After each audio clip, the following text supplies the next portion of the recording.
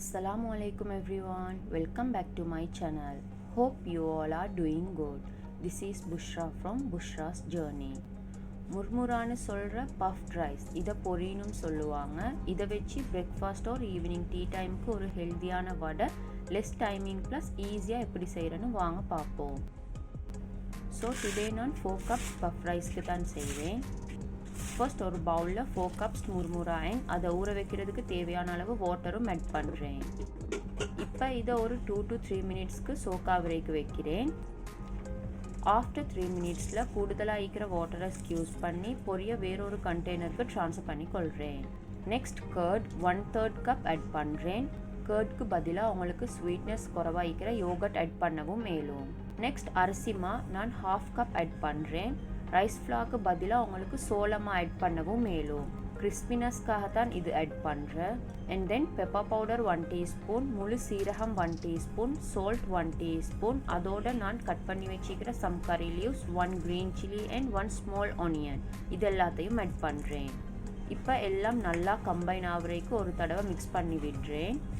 எல்லாத்தையும் மிக்ஸ் பண்ணிக்கு போகிறோம். உங்களுக்கு பார்க்க ஏலும் கொஞ்சத்தை எடுத்து ரவுண்ட் பண்ணுறதுக்கு ஈஸியாக இக்கிதாண்டு. அப்படி ஏலும்னு சொன்னால் கன்சிஸ்டன்சி ஓகே, இல்லைன்னு சொன்னால் தேவையான அளவு வாட்டர் ஆட் பண்ணி ஒரு சாஃப்ட் டோவாக ஃபோம் ஆகுறதுக்கு மிக்ஸ் பண்ணி எடுத்துக்கோங்க.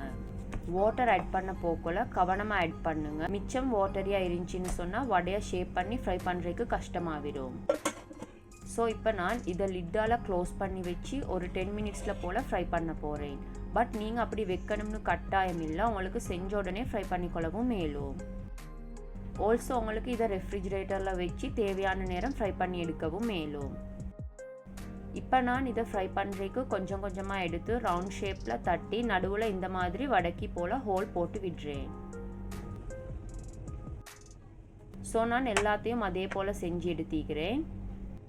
இப்போ இதை ஃப்ரை பண்ணுறதுக்கு ஆயில் நல்லா ஹீட் ஆகினதும் ஒவ்வொன்றா ஆயிலில் ஆட் பண்ணி 2 சைட்ஸும் கோல்டன் ப்ரௌன் கலர் வரும் வரைக்கும் மீடியம் ஃப்ளேமில் வச்சு ஃப்ரை பண்ணி எடுத்துக்கொள்கிறேன்.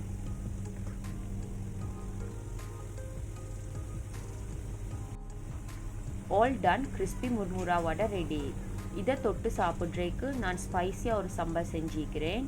மார்னிங் பிரேக்ஃபாஸ்ட்க்கு தோசையோட சாப்பிட்றதுக்கு இல்லைனா ஈவினிங் டீ டைமுக்கு ஒரு பர்ஃபெக்டான ரெசிபி ப்ளஸ் ஹெல்த்தியும் கூட. ஸோ டெஃபினட்டாக நீங்களும் ட்ரை பண்ணி பாருங்கள்.